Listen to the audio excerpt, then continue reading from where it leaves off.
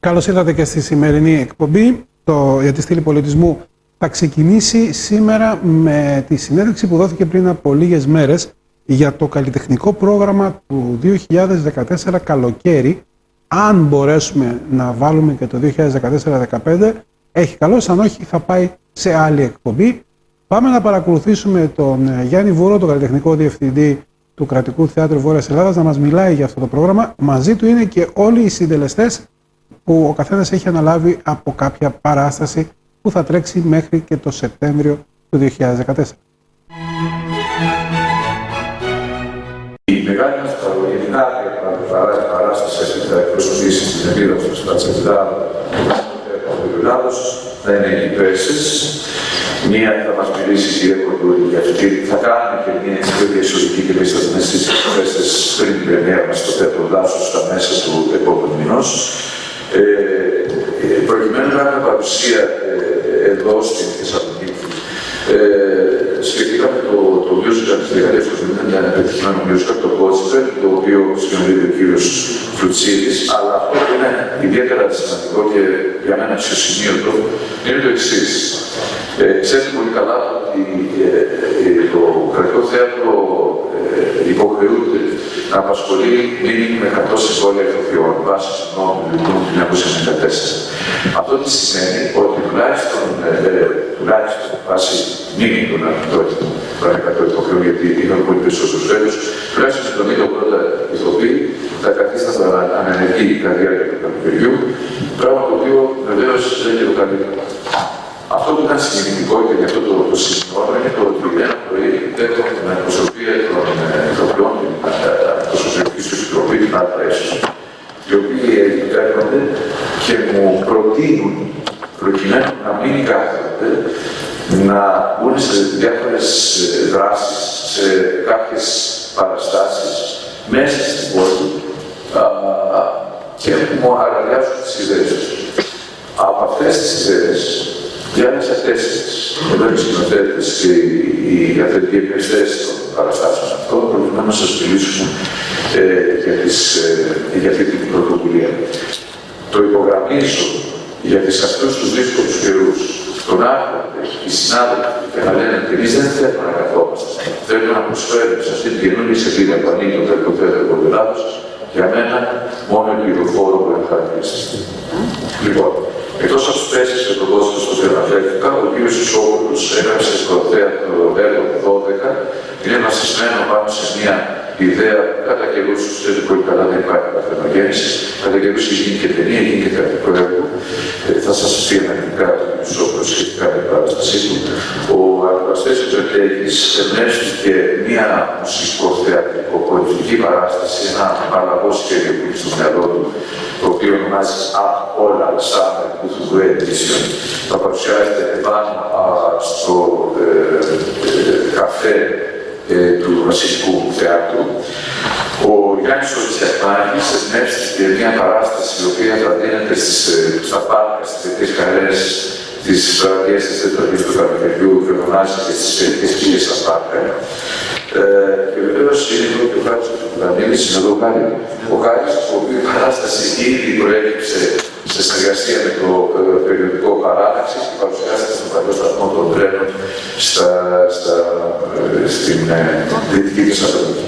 Λοιπόν, να ξεκινήσουμε από την Πιστεύω ότι δουλεύω σας πολύ, αλλά είναι μεγάλη χαρά να υπάρχει ανταπόκριση. Και μακάρι να συνεχίσετε έτσι και να κάνουμε πολύ καλά και στη συνέχεια. Τώρα ας έρθουμε στους Πέρσες. Είναι, όπως καταλαβαίνετε, περίπου 4 εβδομάδες πριν από την πρεμιέρα στο Θέατρο Δάσους στις 16 Ιουλίου και είναι μια φάση πάρα πολύ δύσκολη στις πρόβες, όπου νομίζεις ότι έχεις φτιάξει την παράσταση, αλλά και πάλι οι αμφιβολίες σε κατακλείζουν, οπότε θα μιλήσω περισσότερο για τον μοναδικό, τον ευφιέστατο εσχύλο. Για το ότι το έργο αυτό, κάθε συναντήση ίσως που το ανεβάζει είναι πιο περίπου από ποτέ, πιο επίκαιρο από ποτέ.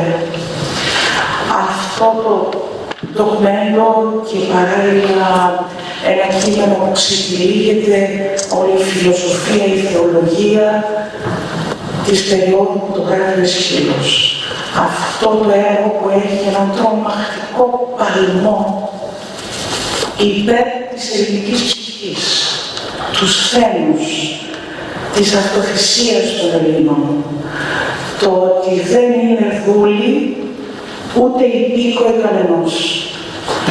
Είναι ένα έργο που ανατριχιάζουμε συνεχώς και εγκαλύτερως. Έτσι δεν είναι, Βασίλη? Ο Βασίλης ο Σπυρόπουλος είναι εδώ, όπως υποκριούσαμε, που δεν είναι τώρα να σηκώσει κάποιον άλλο. Αυτή τη στιγμή είναι ο εξαιρετικός κορυφαίος μας, ένας από τους εξαιρετικούς κορυφαίους μας, αλλά είναι πιο φορτωμένος και πολύ υλικό, γιατί ο χορός του Πιάσης είναι πιο πρωταγωνιστής από τους πρωταγωνιστικούς ρόλους. Φέρει αυτό στην πολύ μεγάλη ευθύνη της διαχείρισης της οδύνης ενός λαού, ο οποίος θεωρούσε ότι ήταν εκλεκτός και κατέληξε να αποδεκατιστεί, να μην έχει νιώτη, να μην έχει συνέχεια. Μια τιμωρία από την οποία δεν διδάσκονται ούτε οι διπέρσες στην τραγωδία, ούτε οι Έλληνες που άκουγαν το 472 αυτό το λόγο του Αισχύλου και ήταν συμπολεμιστές του Αισχύλου στη Σαλαμίνα, το 480 π.Χ., αλλά και ούτε και ο άνθρωπος το Δήμικης.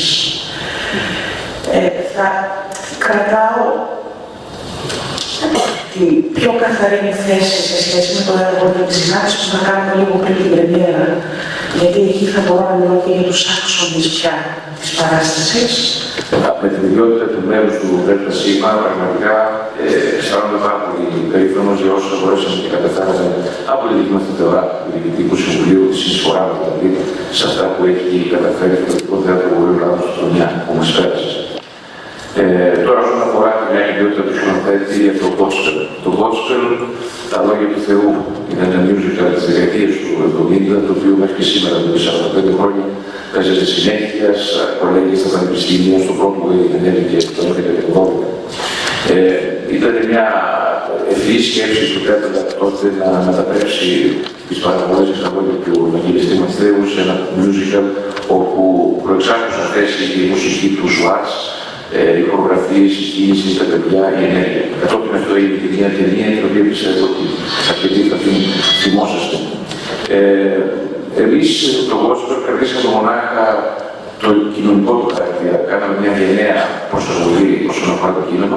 Κρατήσαμε βέβαια τη μουσική και τους στίχους των τραγουδιών και στραφήκαμε πάρα πολύ στο κοινωνικό του προφίλ, το οποίο προσπαθήσαμε να προσυλλιάσουμε με τα σημερινά δεδομένα, με αυτή την κρίση σε εισαγωγικά όρων αξιών που περνάμε, με τις ξενοφοβίες, τους ρατσισμούς και όλα αυτά που μας καταλαβαίνουν ιδιαίτερα από το τελευταίο διάστημα.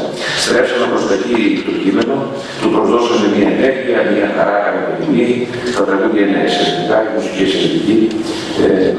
Οι συνεργάτες είναι πάρα πολύ γενναίοι σε αυτό το εγχείρημα που κάναμε και θα αναφερθώ ιδιαίτερα, αν με επιτρέπετε, στους συντελεστές, στο Χρήστο Μπούσμαν που έκανε στη Ζάκη του Στούνια, στη κυρία Λία Φύση που είχε τη μουσική διδασκαλία, την ευθύνη της μουσικής διδασκαλίας, στον Κώστο στο Τζούνι που έκανε την ενεργήστρωση, στη Μαριά του Σωματάκη της Χορογραφίας, στην βοηθό τη Γούνα των Αγγελίδων, που την έκανε μαζί την προσαρμογή του κειμένου. Και βέβαια σε αυτή τους ηθοποιούς του Κρατικού Θεάτρου που είναι το ατού της παράστασης αυτής, είναι το Αντωνάρη πάνω στο οποίο στήριχε όλη αυτό το εγχείρημα του musical, γιατί πιστεύω ότι δεν είναι εύκολο κανείς να κάνει ένα musical σήμερα με τα αμερικάνικα δεδομένα, όπου να βασίζεται στη μουσική, στις χορογραφίες, στο τραγούδι και βέβαια στην πρόζα, που είναι ο συνδετικός κρίκος όλων αυτών για να δημιουργήσει αυτό το αποτέλεσμα που θα έχουμε τη χαρά να δούμε στις 3 του μηνός του Ιουλίου και 4 στο Θέατρο Κήπου. Θα αναφερθώ στους ηθοποιούς, ένα με τη σειρά που είναι ο Χρήστος ο Δημητρίου, η Εύη Σαρμή, η Χρήση του Μαγγίλου, η Χρήση του Στυλιάδου, η Κική Σταθάκη, ο Γιάννης ο Μαστολιάνης, ο Χρήστος ο Μαστογελίδης, η Στελίνα Ευλογική, ο Τάνος ο Βελετζέρης. Δεν ξέρω μας έρχεται κανένα. Ξεχνάς να πάει στο τέλος. Και να πω ότι χωρίς τη βοήθεια όλων, η Δάφνη Μισόπουλου, χωρίς τη βοήθεια όλων αυτών των συνδετιστών δεν θα μπορούσαμε να έχουμε αυτό το αποτέλεσμα που ευελπιστούμε να δούμε στις τρεις του νόσου. Να συμπληρώσω εδώ μόνο το ότι ο κόσμος που προσέχει σε διάφορες μέσα στους χώρους της Θεσσαλονίκης, δηλαδή παρουσιαστεί και στο Θέατρο Κήπου και στη Διεθνή της Θεσσαλονίκης και στο λιμάνι. Έχουμε δηλαδή προσπαθούμε να απλωθούμε μέσα στους χώρους που μας επιτρέπουν, μέσα στους χώρους της Θεσσαλονίκης. Ο Αστέριος Περτέλης θα μας πει δύο κουβέντες από όλα. Είμαστε πολύ ευτυχείς που είχαμε την πλήρη αρρωγή και συμπαράσταση της καλλιτεχνικής διεύθυνσης του θεάτρου σε αυτή την σκέψη που μας ανησυχούσε, στην ανησυχία μας βασικά, στο να μπορούμε να παράξουμε έργα και πολιτισμό κατά την καλοκαιρινή περίοδο και να μην είμαστε κάποιοι άνθρωποι που κάθονται και περιμένουμε πότε θα ξαναπεί μια καινούργια διανομή. Είχαμε την πλήρη στήριξη του θεάτρου και αυτή τη στιγμή καταφέραμε να κάνουμε κάποιες από τις παραστάσεις και τις ιδέες μας πραγματικότητα. Όλα είναι μια μουσικο-θεατρικό-χορευτική παράσταση, όπως είπε πολύ σωστά ο κ. Βούρος, η οποία περιέχει πάρα πολλά πράγματα για το και λέγεται απ' όλα. Και η προσπάθεια είναι να είναι και απ' όλα. Είναι μια προσπάθεια να στηθεί μπροστά στα μάτια των θεατών ένα δρόμενο το οποίο φτιάχνεται εκείνη τη στιγμή. Δηλαδή, οι ηθοποιοί που συμμετέχουν ξεφυγούν και γίνουν μέσα από το κοινό και φαίνεται σαν να φτιάχνεται η δομή της παράστασης ακριβώς εκείνη τη στιγμή μπροστά στα μάτια των θεατών. Επίσης, έχει διαδραστικό χαρακτήρα, interactive κατά το ελληνικό. Και γίνεται μια προσπάθεια το κοινό και οι συμμετέχοντες ηθοποιοί και μουσικοί να γίνουμε μια τεράστια πλατεία μέσα στην οποία θα διασκεδάσουμε, θα επικραθούμε ελάχιστα κάποιες στιγμές για να μπορέσουμε να διασκεδάσουμε περισσότερο μετά. Και στο τέλος να γίνουμε μαζί μια παρέα που μέσα από κάποια μαθήματα οδικής βοήθειας, ρυθμολογίας και κρουστών θα φτάσουμε σε ένα υπέροχο πανηγύρι. Αυτά είναι οι αναλύσεις, δεν έχω κάτι άλλο να σας πω. Η παράσταση έχουμε την τύχη να φιλοξενείται σε έναν υπέροχο χώρο, στο έφηβο του Καφέ Θέατρο που βρίσκεται μέσα στο χώρο του θεάτρου μας και νομίζω ότι ήταν πολύ ωραία η ευκαιρία να χρησιμοποιήσουμε αυτό το χώρο, όπως και άλλους χώρους του θεάτρου που κατά καιρούς χρησιμοποιήθηκαν και έχει πάρα πολλούς από αυτούς ακόμη νομίζω. Στην επόμενη παρατήρια ελπίζω να χρησιμοποιήσουμε έναν άλλο από τους χώρους. Σας περιμένουμε λοιπόν όλους να διασκεδάσουμε μαζί. Να πω ότι έχω τη χαρά και την τιμή να έχω τη βοήθεια και την αρρωγή πολύ αξιόλογων ηθοποιών του θεάτρου και να πω ότι επίσης όλες οι καλλιτεχνικές δουλειές γίνανε μέσα από τους ανθρώπους που συμμετέχουν, τους ηθοποιούς που συμμετέχουν στην παράσταση, δηλαδή από τα κοστούμια, σκηνικά κείμενα κτλ. Γράφτηκαν και φτιάχτηκαν από τους ίδιους τους ηθοποιούς που συμμετέχουν. Η Μαριάννα Διαβραμάκη και η Ροζαλή που κάνανε τα κοστούμια. Τα κείμενα γραφτήκαν, τα συνδετικά κείμενα που υπάρχουν στην παράσταση από το Στάθο Μπαχίδη, εμένα και κάποια κείμενα γραφτήκαν από τους ίδιους τους ηθοποιούς που συμμετέχουν μέσα από την πρόβα μας. Και είναι μεγάλη τιμή για μένα, ως ένας νέος άνθρωπος, νέος συνεργάτης και του Κρατικού Θεάτρου του Βορείου Ελλάδος, να προσθέσω το λιθαράκι μου στον καλλιτεχνικό προγραμματισμό του καλοκαιριού. Θέλω πολύ να συγχαρώ την ΑΕ των ηθοποιών και την πρωτοβουλία των ηθοποιών, όπως είπαμε και προηγουμένως, γιατί μας έδωσε τη δυνατότητα να αποδείξουμε ότι όχι απλά δεν θέλουμε να καθίσουμε, έχουμε και οράματα τα οποία μπορούμε και να υλοποιήσουμε μεταξύ μας. Και έρχεται λοιπόν και το επόμενο μεγάλο ευχαριστώ προς τους ηθοποιούς οι οποίοι με εμπιστεύτηκαν στο όραμα που είχα με το 12. Μου έδειξαν πραγματικά μια εμπιστοσύνη την οποία με συγκίνησε.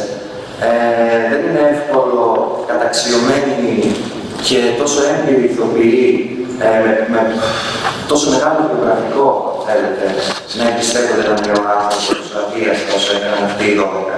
Τους ευχαριστώ πάρα πολύ γι' αυτό. Επίσης ευχαριστώ τον καλλιτεχνικό μας διευθυντή φυσικά τον κύριο Βούρο γιατί εμπιστεύτηκε επίσης αυτή την σχολεία. Εγώ όταν μου προπρογνώρισα είχα να κάνω τελικά με έναν άνθρωπο ο οποίος πραγματικά άκουγε και κοιτούσε. Δεν είχα να κάνω απλά με έναν διευθυντή. Γι' αυτό το καταθέτω γιατί είναι προσωπική μου επαφή και εμπειρία. Λοιπόν, τώρα όσον αφορά το 12. Ένα έργο το οποίο καταφορμεί ένα έγκλημα, 12 άνθρωποι βρίσκονται για να συνεδριάσουν και να αποφασίσουν από κοινού, καταλήγοντας σε μια ομόφωνη απόφαση για την ενοχή ή την αθώωση ενός παιδιού. Μια δύσκολη διαδικασία, γιατί όλο το έγκλημα και τα στοιχεία είναι απλά η αφορμή για να ξεκινήσει αυτό που έχει περισσότερη σημασία, η σχέση των ανθρώπων, οι άνθρωποι, το πώς κουβαλάνε μεταξύ τους αυτά τα κρυμμένα καλά μυστικά που έχουν μέσα τους, πώς με ένα αξίωμα το οποίο τους δίνεται αλλάζουν συμπεριφορές και το κουβαλάνε έχοντας κάποιο είδους εξουσία, αν θέλετε, και πόσο σοβαρά παίρνουν την ανθρώπινη ζωή όταν έχουν αποφασίσει. Το έργο λοιπόν, τα στοιχεία του εγκλήματος είναι μόνο η αφορμή για να ξεπεριληφθεί όλο το υπόλοιπο κουβάρι που αφορά τους ανθρώπους. Είναι τεράστια εμπειρία σαν σχολείο βασικά του Ιρακού να δίνεται η δυνατότητα σε έναν ηθοποιό να συμμετέχει στο θέατρο μια παράσταση. Και το παιδί εμπειρία για μένα σαν ηθοποιό έχει πράγματα γενικολική πολύ εύκολα.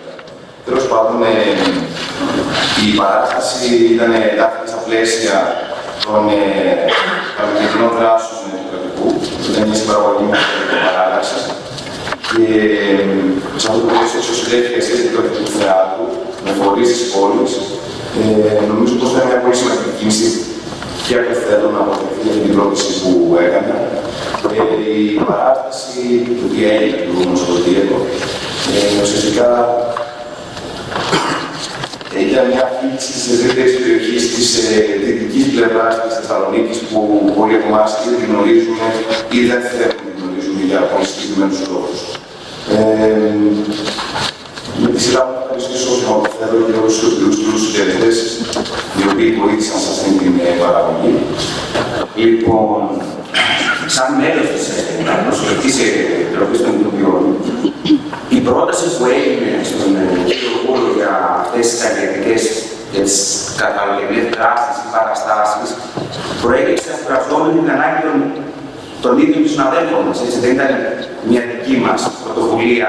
Ναι, εμείς κάναμε την πρόταση στον κύριο Κούλο, αλλά ήταν η ανάγκη των συναδέλφων μας έκανε να φτάσουμε σε αυτή την πράξη. Λοιπόν, όπως είπε ο Χάρης, ότι η διαδικασία του να συνοδευτείς μέσα σε αυτόν τον οργανισμό. Λοιπόν, δεν είμαστε μόνο εμείς που θα μπορεί να καθόμασταν το καλοκαίρι. Είναι και όλα τα τμήματα που συμβάλλουν στην παραγωγή των κρατικών δράσεων. Δηλαδή, σαν σκηνοθέτης, εγώ είδα να αντιμετωπίσουμε διάφορες αντιστάσεις από τα αστυνομικά, από κοστούμια, από διατύπου, από όλα τα τμήματα. Γνώρισα από κοντά έναν ανθρώπου που θα λέγαμε μια καλημέρα. Γνώρισα τα ονόματά τους, τα τηλέφωνα άνθρωπο, ποιοι είναι αυτοί, γιατί χρειάζονται όλοι για να βγει αυτό το πράγμα. Οπότε όλοι είμαστε μια κίνηση, λειτουργώντας και το καλοκαίρι. Από εκεί και πέρα, καθαρά για την παράσταση, η σκέψη προήλθε πώς. Όταν γίνεσαι γονιός, βλέπεις τα πράγματα μέσα από ένα άλλο πρίσμα. Κοιτάς πώς θα διαπαιδαγωγήσεις το παιδί σου, τι ρεθίματα θα του δώσεις, το πώς θα το μεγαλώσεις, με όποια εφόδια έχεις εσύ. Ένα από αυτά είναι η μουσική, είναι το θέατρο. Και όταν έψαχνα να βάλω κάποια μουσική στο σπίτι μου, στο παιδί μου και βλέποντας αυτό που έχει τηλεόραση, εντάξει, αυτά που προβάλλω από τηλεόραση, για μένα δεν με ικανοποιούσαν, οπότε άρχισα να ψάχνω κάτι άλλο. Αν έτρεξα στα δικά μου 10 χρόνια το τι άκουγα εγώ, εντάξει. Και πάλι αυτό είναι σχετικό γιατί άλλες γενιές, λιγότερα ερεθίσματα, με λιπολυθμόμουν και με γρικία, ας πούμε. Ψάχνοντας τώρα πλέον στο διαδίκτυο που υπάρχει αυτή η άνοιξη, βρήκα και καινούριες δουλειές και πιο παλιές δουλειές με ποιοτικά ραπόρτα, με συνθέτες όπως ο Υπουργός, ο Λοΐζος. Αυτό ήταν το ένα κίνητρο. Το δεύτερο κίνητρο, όταν κάνουμε βόλτα στις παραλίες με τα παιδιά, βλέπουμε διάφορους κανόνες μουσικούς που είναι στον δρόμο και παίζουν ένα στην τρομπέτα, το άλλο στον καποτεό, το άλλο στον δρόμο, ή μικρά σχήματα, ας πούμε. Και όλα αυτά είναι μεγάλους. Στέκεσαι, ναι, αλλά για τα δικά μου τα παιδιά δεν υπήρχε κάτι, ας πούμε, συγκεκριμένο, στοχευμένο. Οπότε αυτό είναι ένα δεύτερο κίνητρο για να βγει αυτό το πράγμα. Το τρίτο και το καταληκτικότερο ήταν όταν ο ίδιος ο γιος μου, μετά από μια βαριά χειμερινή περίοδο με αρκετές θεατρικές παραστάσεις παιδικές, κάποια στιγμή αντέδρασε στην τελευταία και μου λέει: όχι, δεν θέλω να πάω. Δεν παρέθηκα να είμαι μέσα. Έχει ανοίξει ο καιρός, είναι καλοκαίρι, δεν θέλω να είμαι μέσα. Οπότε λέει: έξω δεν κάνετε κάτι, παπά. Εσείς που δεν κάνετε κάτι. Λέω: παιδί, αυτό είναι. Έκλεισε, δηλαδή υπήρχε κόμπος και αυτό. Και το τέταρτο και τελευταίο ήταν φυσικά όταν εγκρίθηκε, πέρασε η πρόταση, αγκαλιάστηκε η πρόταση από τον κύριο Υπουργό. Οπότε έρχεται λοιπόν από τις 24 του μηνός και μετά στην παραλία αυτή η παράσταση που είναι 20 παιδικά τραγούδια χορογραφημένα, με ενωμένα με θεατρικές γέφυρες, το ένα με το άλλο. Είναι 10 συνάδελφοι, 10 ηθοποιοί που χορεύουμε, τραγουδάμε, παίζουμε και 3 μουσικοί, χωρίς μικρόφωνα, χωρίς άλλη ενίσχυση, καθαρά τα όργανα, οι φωνές μας και τα σώματά μας. Εγώ από μεριά μου τώρα θα ευχαριστήσω συγκεκριμένα για την παράσταση την Ευγενία την Πανταζόπουλου που έκανε την επανορχήστρωση, τη μουσική διδασκαλία, ένας 20 τραγούδια μπορεί να φαίνονται λίγα για κάποιους, αλλά μουσικά είναι τεράστια δουλειά. Είναι μία ώρα παράσταση περίπου, είναι τεράστια δουλειά. Και αμέσως μετά την επαφίαση του Νίκου που έκανε τη χορογραφία. Και που ήταν και ένα δεύτερο μάτι, μετά από μένα που συμμετέχει στην παράσταση, ένα απ' έξω εξωτερικό μάτι. Οι 10 συνάδελφοι είναι ο Παπτόπουλος ο Δημήτρης, η Νεφέλη Ανδροπούλου, η Άννη Τσουλακίδου, η Δέσποινα Ισαρόπουλου, η Μαρία Καζεβοάνου, η Κορίνα Ιβασιλοπούλου, η Ελένη Δημιουργούλου, η Σταυρούλα Γιανναπατζόπουλου, η Άρη Ματά και εγώ. Η μουσική μας είναι ο Παύλος ο Μέτσιλος, ο Γιάννης ο Κουρνάρας και ο Μανώλης ο Τσιαούσης. Κάτι άλλο την παράσταση είναι στον δρόμο. Είναι όπως βλέπετε τους πλανώντες μουσικούς, έτσι είναι και αυτό. Χωρίς συσπλήνιο, χωρίς τίποτα. Θα έχουμε μια βάση, ας πούμε βάση, στην παραλία, σε ένα συγκεκριμένο σημείο Τρίτες και Πέμπτες, ενώ τις Τετάρτες η παράσταση θα γυρίσει σε διάφορα σημεία της πόλης, από δυτικά έως ανατολικά, από την Νεάπολη, τον Εύωσμο και την Σταυρούπολη, μέχρι την Καλαμαζιά, μέχρι και λίγο πιο έξω που φτάσουμε. Ελπίζω να ήταν αρκετά ενημερωτικό και παράλληλα να έχετε τη δυνατότητα να απολαύσετε όλες αυτές τις παραστάσεις που θα παίζονται στην πόλη μας αλλά και γύρω σε άλλες περιοχές, εκτός από τους Πέρσες που θα ταξιδέψουν σε όλη την Ελλάδα. Πάμε να κάνουμε ένα διάλειμμα για να περάσουμε στο δεύτερο μέρος.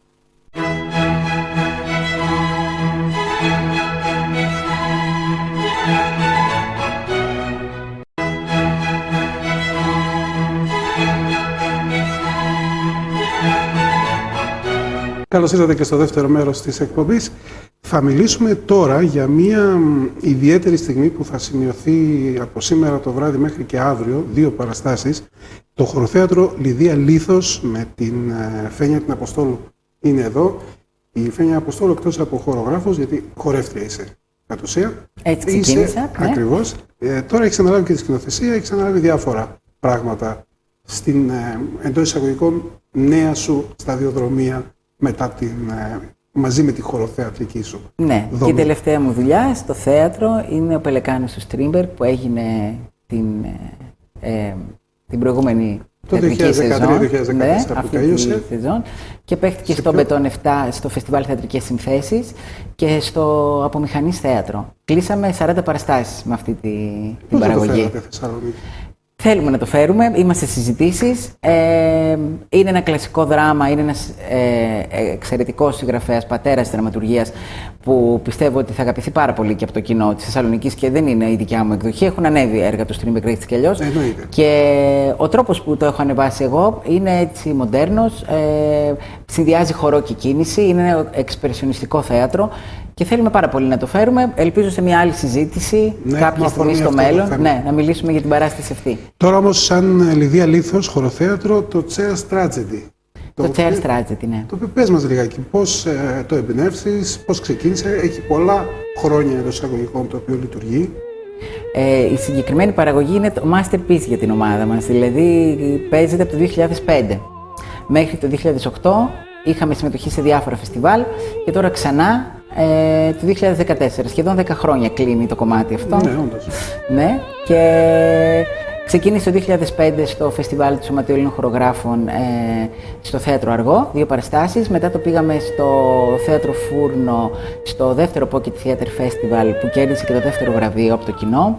Είναι βραβευμένη πολλάκις δηλαδή. Ναι, γιατί βραβεύτηκε και με έναν άλλο τρόπο, ηθικά ας πούμε, γιατί επιλέγει και στο εξωτερικό. Που είναι πολύ δύσκολο να ταξιδέψει η ελληνική ομάδα στο εξωτερικό. Και παίξαμε στο 15ο Φεστιβάλ Σύγχρονου Χορού στην Αλμάντα της Πορτογαλίας. Το περάσατε υπέροχα εκεί πέρα. Ήταν πραγματικά υπέροχα. Η χώρα κατάλληλη γι' αυτό. Και φυσικά ελπίζω να ταξιδέψετε και σε άλλα πράγματα, όχι μόνο εντός Ελλάδας. Έχει ταξιδέψει ένα βίντεο dance μου πάρα πολύ, που ήταν και στην παραγωγή με το Φεστιβάλ Κινηματογράφου Θεσσαλονίκης που ανέβηκε το 2003, το Nightmares, και έχει πάει σε πάρα πολλά φεστιβάλ, Νέα Υόρκη, Νάπολη, Οξφόρδη, Λος Άντζελες, Buenos Aires γενικά. Αλλά η ταινία ταξιδεύει πολύ πιο εύκολα από τα έξοδα που μπορεί να έχει μια αποστολή από την Ελλάδα. Αυτό είναι αλήθεια, δεν έχει άδικο. Αλλά για να επανέλθουμε στο εξωτερικό, ένα άλλο μου έργο που ανέβηκε πέρυσι και το έχουμε φέρει εδώ στο φεστιβάλ πάλι του Σωματείου Ελλήνων Χορογράφων και στο φεστιβάλ του Δήμου Σταυρούπολης, της Μονής Λαζαριστών δηλαδή, θα είναι με 3 σωματοφύλακες που θα παιχτεί 1η Αυγούστου το Pro Art Festival στην Πράγα. Και στην Πράγα. Ναι. Ωραία. Με άλλο μου έργο. Αλλά ας μιλήσουμε τώρα για το Cheers Tragedy. Η Τσεχία έχει αρκετές επαφές με την χώρα και ειδικά με την πόλη της Θεσσαλονίκης. Πρόσφατα και ο Δήμος έκανε μια έκθεση μεταξύ Τσέχων και Ελλήνων ζωγράφων. Πολύ ωραία. Οπότε καλό είναι να μας ενημερώσεις κάποια στιγμή και γι' αυτό. Πάμε να μιλήσουμε όμως για το Cheers Tragedy, γιατί είναι μόνο 2 παραστάσεις, σήμερα το βράδυ και αύριο το βράδυ. Μετά τις 9 θα παιχτεί στο χώρο του Θέατρου Κήπου.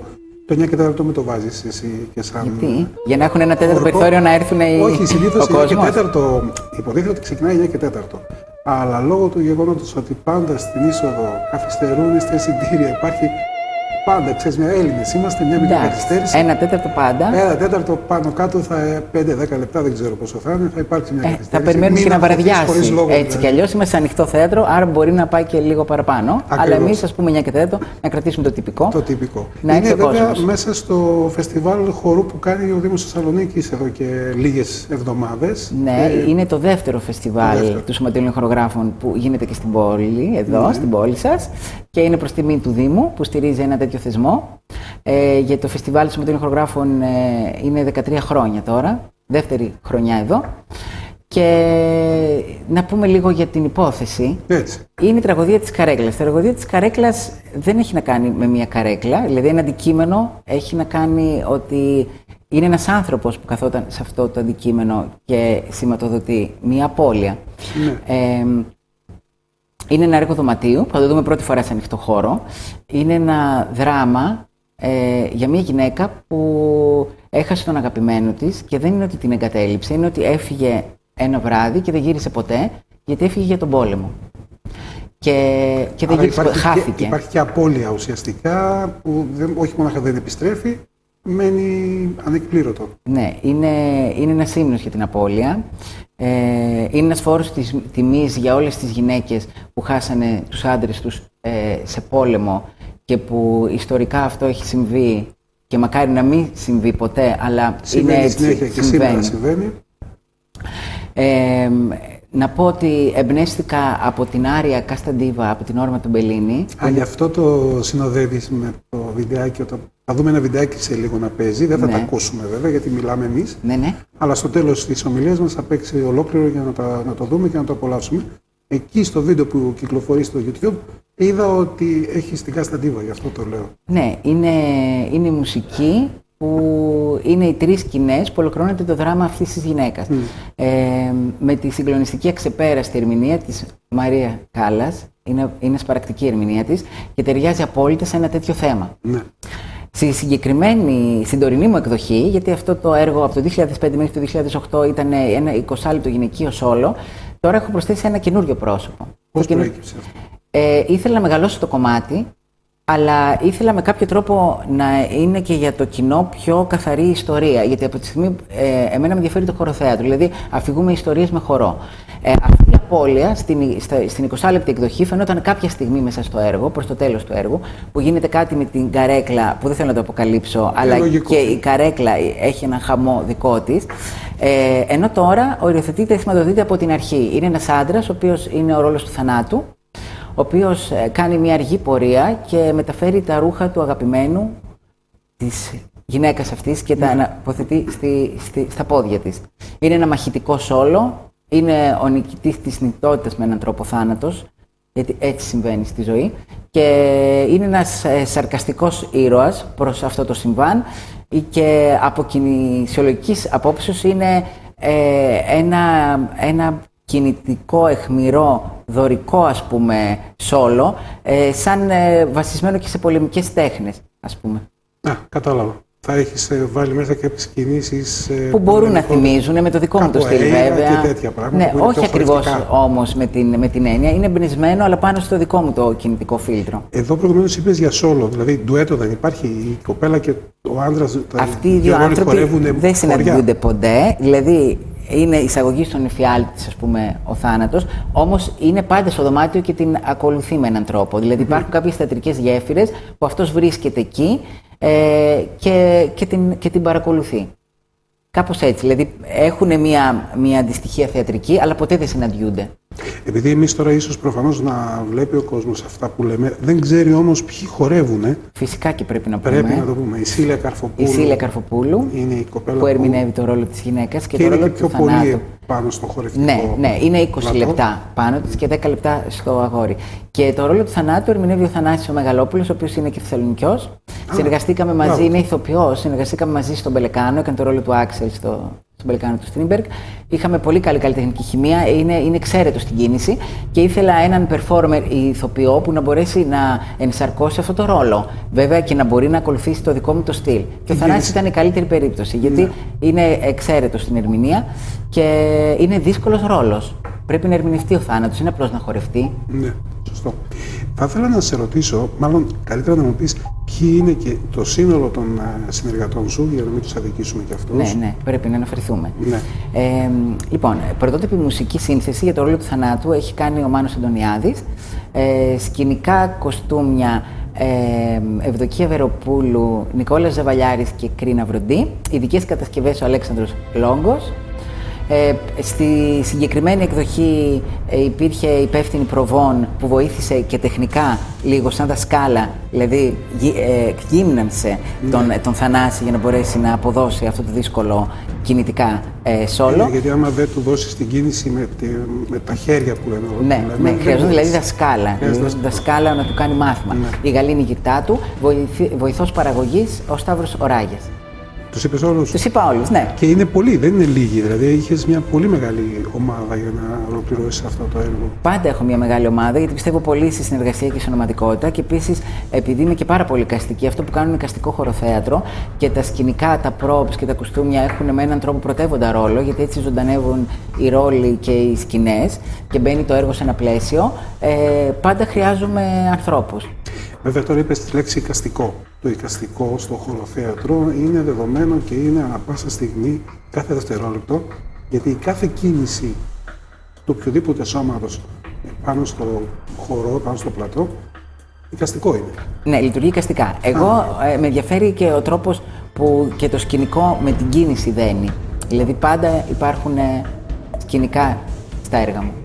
Επειδή έχουμε λίγο χρόνο και πρωτού δούμε το βίντεο που θα ολοκληρώσει η συζήτησή μας, θα ήθελα να μου πεις τις δυσκολίες που αντιμετωπίζει ένας χορευτής κατά τη διάρκεια της πράξης, γιατί το έχεις ζήσει και το ξέρεις, μυϊκά. Δηλαδή, οι κινήσεις που κάνετε και ήδη, ας πούμε, περισσότεροι τηλεθεατές που παρακολουθούν είδαν την κοπέλα πώς κινείται επάνω στη σκηνή. Αυτό δεν καταπονεί το κορμί.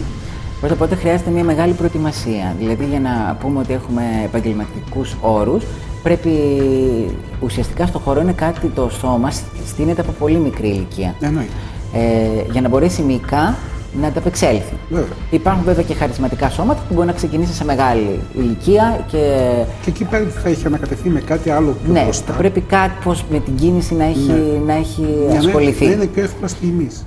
Χρειάζεται σίγουρα αποθεραπεία, δηλαδή χρειάζεται αυτό που λέμε stretching για να μπορέσουν να τεντωθούν οι μύες μετά από οποιαδήποτε εκγύμναση ή πόσο άλλο στη σκηνή, που εκεί το σώμα περνάει σε άλλα όρια, σε μεταφυσικά όρια, γιατί εκεί εκτίθεται η ψυχή και το σώμα πρέπει να ερμηνεύσει, πρέπει να είναι ζεστό και μετά να έχει την αποθεραπεία του. Και αν υπάρχει κατάλληλη προϋπηρεσία, ας πούμε, όλα βαίνουν καλώς. Βέβαια υπάρχουν, στη συγκεκριμένη δουλειά μπορούν να υπάρξουν και τραυματισμοί. Δηλαδή, πάντα υπάρχουν. Όλοι οι χορευτές στην πορεία της καριέρας τους έχουν τραυματιστεί κάποια στιγμή. Αλλά θλάσσεις κυρίως. Θλάσσεις. Μπορεί στη χειρότερη να υπάρχει κάποιο σπάσιμο. Αυτό μπορεί να συμβεί. Αλλά δεν σημαίνει ότι συμβαίνει σε όλους, μπορεί να συμβεί όμως. Αλλά όλα ξεπερνιούνται. Εγώ είχα πάθει στην κρατική που ήμουν κάταγμα Κνήμης και Περώνης στα 17 μου. Το ξεπέρασα και μετά κανονικά χόρεψα 10 χρόνια. Επιπλέον. Ναι, μια χαρά. Πολύ καλά. Που ήταν πολύ σημαντικό κάταγμα, δηλαδή δεν ξεπερνιέται εύκολα και μπόρεσα και έκανα καριέρα. Δεν έχει να κάνει. Άμα αγαπάς αυτό πολύ, ό,τι και να συμβεί, το ξεπερνάς και πας παρακάτω. Για τα νέα παιδιά που είναι στις σχολές χορού, για τα νέα παιδιά που θέλουν να πάνε να χορέψουν, να μάθουν. Και για τους γονείς όμως που θα πρέπει να δώσουν την άδεια για να παρακολουθήσουν τα παιδιά αυτά τα μαθήματα. Τι έχεις να πεις για το από εδώ και πέρα επαγγελματισμό του συγκεκριμένου θέματος? Δηλαδή, θα έχουν δυνατότητα να εργαστούν ή θα πρέπει να πάνε στο εξωτερικό που αρκετοί Έλληνες έχουν καταφύγει και τα έχουν καταφέρει και καλά και έχουν συνεργαστεί με σημαντικούς χορογράφους, έχουν κάνει μεγάλη καριέρα. Σε πολλές χώρες του κόσμου έχουμε Έλληνες που ζουν πλέον εκεί και δουλεύουν και χορογράφους και κρατικές χορευτικές ομάδες. Το κακό με την ομάδα είναι ότι δεν υπάρχει μέρημνα από την πολιτεία, δεν υπάρχουν ομάδες για να μπορέσουν να χορέψουν οι άνθρωποι και οι περισσότεροι καταπιάνονται με τη διδασκαλία. Δηλαδή, ας πούμε, βιοποριστικά το συγκεκριμένο επάγγελμα σε μακρά χρονική διάρκεια, ας πούμε, μπορεί να σε κρατήσει εδώ στην Ελλάδα με τη διδασκαλία. Βέβαια υπάρχουν ομάδες, υπάρχουν δουλειές. Η συγκίνηση που νιώθει κανείς στη σκηνή είναι τελείως διαφορετική από αυτή τη δασκάλου, όπως καταλαβαίνετε, και είναι θέμα καθαρά προσωπικό και τύχης, δηλαδή το τι θα συμβεί στον καθέναν και πού θα πλεύσει την καριέρα του. Λοιπόν, επειδή τέλειωσε ο χρόνος που είχαμε στη διάθεσή μας, θα πρέπει να διακόψουμε για να περάσουμε στο τρίτο μέρος του διάλογου. Εγώ να σε ευχαριστήσω πάρα πολύ που ήρθες. Και εγώ σας ευχαριστώ πολύ. Θα ήθελα να είχαμε τη δυνατότητα να μιλήσουμε μια ώρα, γιατί έχω πολλά να σε ρωτήσω και ξέρω ότι έχεις πολλά να πεις. Σε κάποια επόμενη θα βρούμε συνάντηση ευκαιρία μας. όμως σε μια άλλη συνάντηση ακριβώς να πούμε περισσότερα. Θέλω να σε ευχαριστήσω για αυτό που έκανες και έφερες στην πόλη και ελπίζω να το απολαύσουν σήμερα και αύριο οι Θεσσαλονικείς. Σας περιμένουμε. Και να περάσουμε όλοι καλά μαζί σας. Να είστε καλά, σε ευχαριστούμε πολύ. Πάμε να κάνουμε ένα διάλειμμα και σε λίγο πάλι εδώ.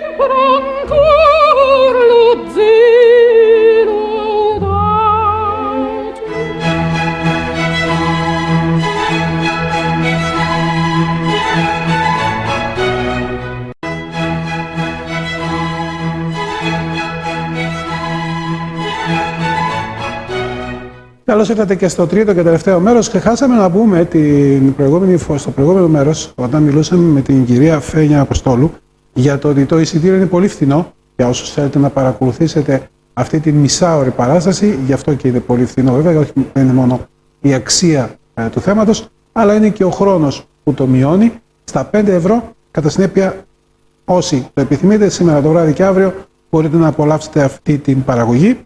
Να πω ότι εκτός από τα διάφορα θέματα που έχουμε, όπως οι θεσμοφοριάζουσες του Γιώργου Κιμούλη και που έρχονται από το θεατρικό οργανισμό Ακροπόλ σε λίγες μέρες εδώ στην πόλη μας θα βρίσκονται την Τετάρτη 2 και 5η 3 Ιουλίου στις 9 και 4 στο Θέατρο Δάσους, όπως και οι περισσότερες παραγωγές. Το Θέατρο Γης δεν θα λειτουργήσει. Την επόμενη εκπομπή θα μάθουμε και περισσότερα για τα θεατρικά που θα έρθουν στο Θέατρο Κήπου. Και επίσης να πω ότι στο χώρο 18, ο οποίος από χθες ξεκίνησε μια καινούργια παραγωγή, έγιναν τα εγγένεια της έκθεσης με θεματικό τίτλο «Αόρατες πόλεις Λαβύρινθος», και στην έκθεση αυτή συμμετέχουν 7 φοιτητές και απόφοιτοι από την Ανωτέρα Σχολή των Καλών Τεχνών και της Αρχιτεκτονικής Σχολής Ξάνθης, ένας μόνο απόφοιτος. Το εργαστήρι είναι του Γιώργου του Τσακύρη και οι νέοι δημιουργοί, αυτοί που συμμετέχουν, παρουσιάζουν ένα πρόγραμμα που θα κρατήσει μέχρι και τις 30 Ιουνίου. Οι εγκαταστάσεις αυτές που θα γίνουν ίσως ο Σταύρος Παναγιωτάκης, που είναι υπεύθυνος του χώρου 18, αν τα καταφέρουμε να έρθει την Παρασκευή να μιλήσουμε λίγο γι' αυτό, αν όχι θα τα πούμε για άλλη δουλειά. Να πω επίσης ότι ένα από τα θέματα που ήθελα να σας αναφέρω για την Αθήνα, όσοι ταξιδέψετε, το Σάββατο αυτό, Σάββατο 28 και Κυριακή 29 Ιουνίου, είναι για έναν Ισραηλινό χορογράφο και καλλιτεχνικό διευθυντή του Center Choreographic National de Rilou Le Paris, κάπως έτσι, από τη Γαλλία, που παρουσιάζει στο Φεστιβάλ Αθηνών το έργο του Σκορ. Είναι ο Yuval Πικ και το Σαββατοκύριακο αυτό στις 9 η ώρα στην Πειραιώς 260 στο κτίριο Ήτα θα βρίσκεται εκεί για να τον απολαύσετε όσοι θα πάτε στην Αθήνα για τη συγκεκριμένη παραγωγή και θέλετε βέβαια να το παρακολουθήσετε. Εχθές Τρίτη και σήμερα Τετάρτη παίζεται στο Βαφοπούλιο Πνευματικό Κέντρο μια παράσταση, ο κύριος Λεωνίδας μπροστά στην αντίδραση του Ιων Λούκα Καρατζιάλε. Είναι μια θεατρική παράσταση συνεργασία του Βαφοπούλιου με το Θεατρικό Στούντιο Επαγγελματιών Καλλιτεχνών της Διασποράς στο πλαίσιο του Πολιτισμικού Συλλόγου Σύγχρονα Βαλκάνια και με την υποστήριξη του Τμήματος Πολιτικές για τη σχέση με τους Ρουμάνους Απόλυτη Γη του Υπουργείου Εξωτερικών της Ρουμανίας. Και εχθές η παράσταση δόθηκε στην ρουμανική γλώσσα, ενώ σήμερα η ίδια παράσταση θα παιχτεί με την ελληνική γλώσσα στην αίθουσα του θεάτρου. Επίσης να πω για τους παράλληλους δρόμους στο Βαφοπούλιο, όπου εκεί γίνεται η έκθεση αυτή και θα διαρκέσει, ξεκίνησε 17 του μηνός Ιουνίου και θα διαρκέσει για λίγες μέρες ακόμα μέχρι τις 30 Ιουνίου και είναι ο ΣΚΕΤΒΕ, είναι ο Σύλλογος Καλλιτεχνών Εικαστικών Τεχνών Βορείου Ελλάδος. Διοργανώνει λοιπόν αυτή για τέταρτη συνεχή χρονιά την παρουσίαση όσων γλυπτών, ψηφιδωτών, ζωγράφων, χαρακτών, γενικώς ανθρώπων των τεχνών εικαστικούς που είναι στο σωματείο ή που θα ήθελαν να μπουν στο συγκεκριμένο χώρο. Και ο πρόεδρος του ΣΚΕΤΒΕ, ο κύριος Πολίτης, ανέφερε σχετικά στο στόχο του Συλλόγου να δώσει βήμα στους καλλιτέχνες μέσα από μια έκθεση που έχει γίνει θεσμός και μάλιστα σε ένα χώρο που είναι σημαντικός, το Βαφοπούλιο, και αποτελεί χώρο και σημείο αναφοράς για την πόλη της Θεσσαλονίκης. Ενώ ο αντιπρόεδρος του ΣΚΕΤΒΕ, ο κύριος Παλιάν, αναφέρθηκε στη σημασία μιας τέτοιας έκθεσης και στον τρόπο με τον οποίο στήθηκε η συγκεκριμένη έκθεση με δεκάδες καλλιτέχνες και αξίζει τον κόπο να την παρακολουθήσετε. Τώρα, να προσθέσουμε για το ότι υπάρχει όχι άλλη μια έκθεση για την κρίση στην Ελλάδα. Αυτός είναι ο τίτλος της έκθεσης με τον αντιφατικό αυτό τίτλο, με τον τίτλο Tempus Ritualis, η οποία θα φιλοξενηθεί στο Κέντρο Σύγχρονης Τέχνης Θεσσαλονίκης του Κρατικού Μουσείου Σύγχρονης Τέχνης, στην αποθήκη Β1 στο Λιμάνι, από τις 27 Ιουνίου μέχρι τέλος καλοκαιριού 30 Αυγούστου του 2014. Η έκθεση θα φιλοξενηθεί το φθινόπωρο, φεύγοντας από τη Θεσσαλονίκη, από τις 25 Οκτωβρίου μέχρι και τις 11 Νοεμβρίου με την υποστήριξη ενός χώρου τεχνών στην Γερμανία. Τώρα, να πω επίσης ότι στο Δήμο Θέρμης 28 Ιουνίου παρανεβαίνει η παράσταση του Παντελή Χόρν το Φιντανάκι του 1921. Για όσους από εσάς θέλετε να την παρακολουθήσετε στις 8.30 το βράδυ με είσοδο ελεύθερη. Και βέβαια σήμερα 25 Ιουνίου στην Μονή Λαζαριστών από το απόγευμα θα υπάρχει ένα ελεύθερο Open Day πρόγραμμα όπου θα παρουσιαστεί και η παράσταση Lysistrata Project, μια συναυλία με μουσικά έργα του Άστορ Πιατσόλα, ένα μπαζάρ, μια ξενάγηση στις εκθέσεις φωτογραφίας, street art κατασκευές και βέβαια συμμετέχει και το Κρατικό Μουσείο Σύγχρονης Τέχνης σε αυτή την παραγωγή με ανοιχτές τις πύλες για να παρακολουθήσετε τις εκθέσεις του. Να σας ευχηθώ όλους να περάσετε καλά, να έχουμε πάντα τη δυνατότητα να βλέπουμε πολύ καλά πράγματα στην πόλη μας και βέβαια τώρα σε λίγο ξεκινάνε και οι θεατρικές παραστάσεις που θα έρχονται για 1 ή 2 μέρες. Θα έχουμε δηλαδή ένα καλό θεατρικό καλοκαίρι. Θα τα ξαναπούμε την Παρασκευή. Σας ευχαριστούμε.